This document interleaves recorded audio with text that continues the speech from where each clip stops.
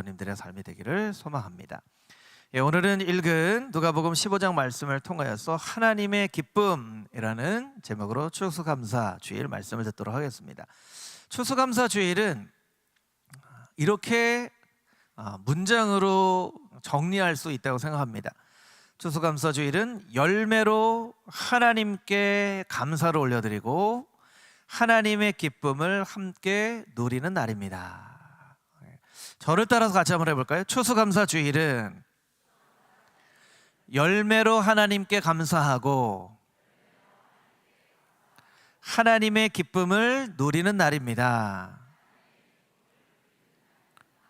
할렐루야. 아멘. 열매로 하나님 앞에 감사하는 거예요. 열매가 있어야죠. 한 해 동안 하나님께서 은혜를 주셔서 이런 열매를 맺었습니다 하고 하나님께 열매를 올려드리는 거예요. 그리고 세상에 많은 기쁨이 있지만 그 세상의 기쁨이 아닌 하나님의 기쁨을 함께 누리는 것이죠.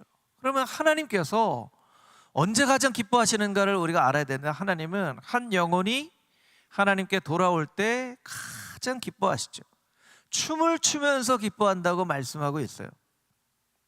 그래서 하나님께서 가장 기뻐하실 열매는 생명의 열매라는 것입니다. 오늘 읽은 누가복음 15장 말씀에는 생명의 열매에 대한 말씀이 있는데, 예수님께서 죄인들과 세리와 함께 식사를 하는 모습을 보고 전통에 사로잡혔던 바리새인과 사두개인들이, 아니 예수님은 죄인들하고 저렇게 같이 식사를 하시면 어떡해, 죄인들하고는 밥을 먹으면 안 되지, 이렇게 생각을 해서 불평을 하는 거예요. 예수님께서 그런 사람들의 마음을 아시고 죄인이라 할지라도 이 한 영혼 한 영혼을 내가 얼마나 귀하게 여기는가를 알려주시기 위해서 세 가지 비유를 말씀하십니다. 하나는 잃어버린 어린 양을 찾는 목자의 비유이고요, 하나는 잃어버린 동전 하나 드라크마를 찾는 여인의 비유이고, 또 하나는 둘째 아들 집 나간 탕자를 기다리는 아버지의 비유예요. 그래서 어떤 사람들은 잃어버린 어린 양, 동전 드라크마, 탕자의 비유라고 얘기하지만, 사실은 성경의 이 말씀의 목적에 근거하면 잃어버린 어린 양의 비유가 아니라 잃어버린 어린 양을 찾아 나선 목자의 비유이고요, 동전에 대한 비유가 아니라 그 동전을 찾아 헤매는 한 여인에 대한 비유이고, 탕자의 비유가 아니고요, 탕자를 기다리는 아버지에 대한 비유예요. 그러니까 하나님의 아버지의 마음을 나타내는 것이거든요. 오늘 본문 말씀 가운데에는 우리가 꼭 기억해야 될 두 가지 메시지가 있습니다. 첫 번째는 하나님은 죄인이 회개하고 돌아올 때 기뻐하신다는 것이죠. 본문 15장 7절 말씀인데, 우리 자막으로 같이 한번 읽어볼까요? 함께 읽겠습니다.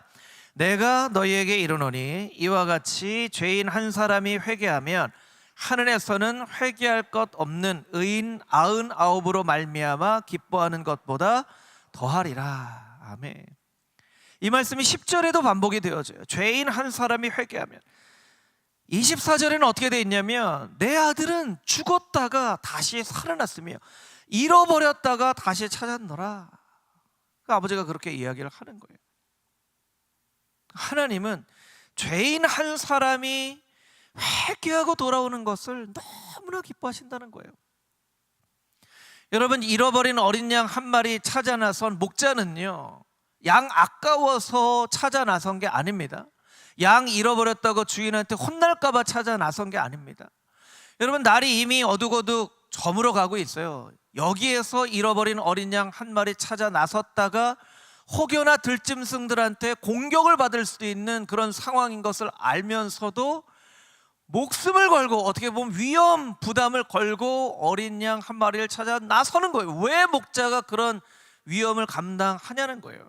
그 어린 양 한 마리를 사랑하기 때문에, 걱정이 되어서, 아끼는 마음으로. 그 잃어버린 어린 양 한 마리는 다른 어린 양 한 마리로 절대로 대체될 수 없는 그런 어린 양이기 때문에, 잃어버린 양 한 마리 잃어버렸으니까 양 한 마리 어디 가서 사와서 그 숫자를 채우자.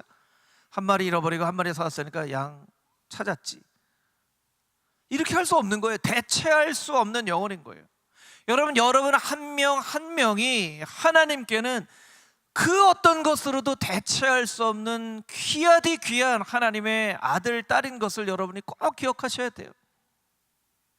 뿐만 아니라 지금도 세상에서 아직도 예수님을 알지 못한 채 살아가고 있는 그 영혼들에 대해서도 하나님께서 뭐라고 말씀하시냐면, 그 어떤 것으로도 대체할 수 없는, 정말 내가 돌아오기를 간절히 기다리는 그 영혼이다, 주님께서 말씀하고 계신 거예요. 그러니까 그 한 마리 어린 양을 찾아 목자가 생명을 걸고 나서는 거죠. 아버지가 아들을 기다린 것은, 아버지가 시퍼렇게 눈을 뜨고 살아계신데 아버지 유산 주십시오, 어차피 돌아가시면 나한테 줄 거 아닙니까? 이건 사실은 절대 해서는 안 될 이야기죠. 그 아버지의 유산을 미리 받아가지고 타지에 가서 어떻게 썼는지 흥청망청 다 써요. 아버지가 그래도 조금이라도 남아있을지도 모르니까 아들 기다리고, 너 만나면 꼭 물어봐지, 너 얼마 남았어? 그러려고 아들 기다리는 거 아니라는 거예요. 동네 사람들이 아들이 집 나갔는데도 아버지가 걱정 하나도 안 하네, 이렇게 비난받을까 봐 아들 기다리는 게 아니에요. 그 아들을 그 어떤 것보다도 사랑하고 아끼기 때문에 그 아들을 기다리는 거예요. 그럼 먼 발치에서 아들의 모습이 보입니다. 아버지는요, 멀리서도 아들인지 아닌지 알아요. 아들인지 알아요. 그러니까 상거가 서로 먼데 멀리 있다는 거예요. 막 뛰어가서 아들을 앉자마자 목을 끌어안고 아들아 하는 거죠. 아들은 어떻게 생각하고 있어요? 저를 아들이라고 부르지 마십시오. 저는 정말 몹쓸 자식입니다. 저를 아들로 여기지 말고 종으로 여기셔서 그냥 먹을 거나 조금 주시면 제가 평생 뉘우치며 살겠습니다. 이런 마음으로 돌아왔는데 아버지는 아니다, 너는 내 아들이다. 조건 없이 묻지도 않고 따지지도 않고 아들을 끌어안고 좋은 옷을 입히고 가락지를 끼우고, 오늘 잃어버렸던 아들이 되돌아왔으니 잔치를 벌이자 하고 이 잔치와 함께 기쁨을 나눌 사람들을 초청하는 거예요. 왜 그렇게 하냐는 거죠. 아들을 사랑하기 때문에. 그 아들을 사랑하기 때문에. 그 어떤 것으로도 대체할 수 없기 때문에. 한 영혼을 하나님께서 그와 같이 사랑하신다는 거예요. 여러분 한 사람 한 사람을 그와 같이 사랑하시고, 아직도 복음 없이 살아가는 사람들을 그와 같이 사랑하신다는 거예요. 오늘 본문의 메시지가 우리에게 주시는 것은 한 영혼을 하나님께서 얼마나 귀하게 여기시는가 하는 거예요. 두 번째 메시지가 있습니다. 그것은 31절 말씀에 기록되어지는 말씀인데, 너는 항상 나와 함께 있으니 내 것이 다 네 것이로되. 첫째 아들에게 하는 얘기죠. 첫째 아들이 일 열심히 하고 돌아와 보니까요, 막 집에서 잔치가 벌어졌어요. 웬 잔치야. 둘째 아들이 돌아왔다는 거예요. 형은요, 둘째 아들 동생에 대해서 안타까운 마음도 있지만 미운 마음도 있죠. 근데 동생에 대한 미운 마음보다 아버지에 대한 서운한 마음이 있는 거예요. 아니, 아버지 저한테는 이렇게 잔치도 한 번 더 해줘요. 제가 아버지를 위해서 얼마나 뼈 빠지게 노력했는지 아십니까? 왜 저한테는 잔치 한번 벌여주지 않습니까? 서운합니다. 여러분, 병 중에서 가장 무서운 병이 어떤 병인지 아세요?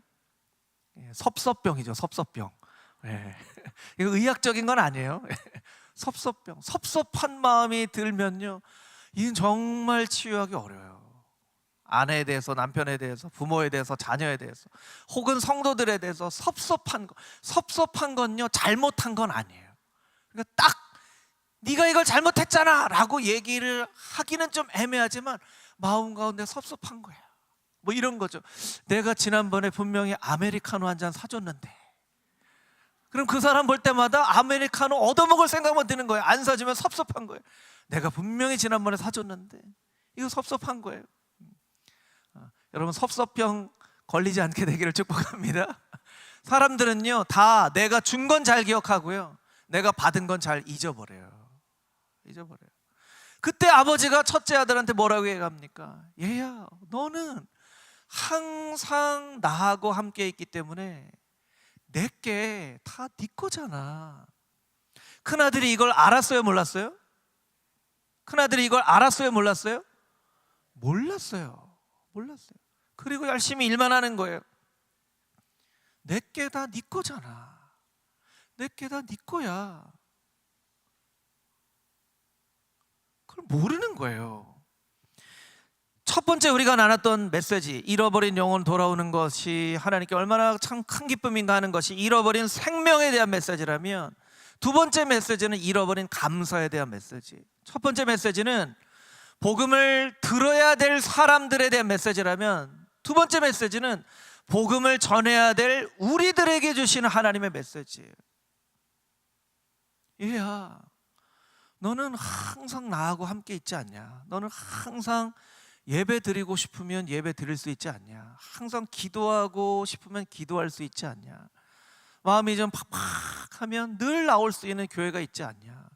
내게 다 네 거지 않냐? 그렇게 하나님께서 우리에게 말씀해 주시는데 우리는 하나님께 섭섭한 게 많아요. 서운한 게 많아요. 꼭 내 기도만 응답 안 해주시는 것 같아요. 하나님, 저 사람 기도는 왜 저렇게 응답해 주시고 내 기도는 왜 응답 안 해주세요? 저 사람은 잘 되는 것 같은데 우리는 왜 이래요? 이게 첫째 아들 마음이에요. 여러분, 한 주간 여러분이 기쁨 가운데 살았는지 감사 가운데 살았는지 잘 돌아보세요. 하나님께서는 여러분에게, 야, 항상 내가 너하고 함께 있지 않냐? 내게 다 네 건데 왜 이렇게 감사가 없고 기쁨이 없고 아둥바둥 잠 못 이루고 걱정하고 염려하고 근심하고 불평하고 그렇게 사느냐? 내게 다 네 거야. 하나님께서는 우리에게 그렇게 말씀해 주시고 계시다라는 거예요. 우리가 이것을 잊어버리면서 살 때가 너무나 많아요. 그래서 오늘은 하나님, 우리가 잃어버린 기쁨이 있다면 그 잃어버린 기쁨이 회복되어지는 예배가 되게 해 주옵소서. 이렇게 하나님 앞에 기도해야 돼요. 여러분, 솔직하게 하나님께 섭섭한 거 있으세요? 그러면 오늘 기도를 통하여 하나님, 섭섭하고 서운한 마음 다 내려놓고 하나님께서 들려주시는 말씀, 내게 다 네 거야. 너는 내 아들이잖아. 너는 내 딸이잖아. 그 말씀 듣고 오늘 감사로만 충만한 예배가 되게 하시고 감사로 충만한 감사가 회복되어지는 인생 되게 하여 주시옵소서. 그렇게 주님 앞에 고백하며 나아가는 복된 성도님들의 삶이 되시기를 주님의 이름으로 축복합니다.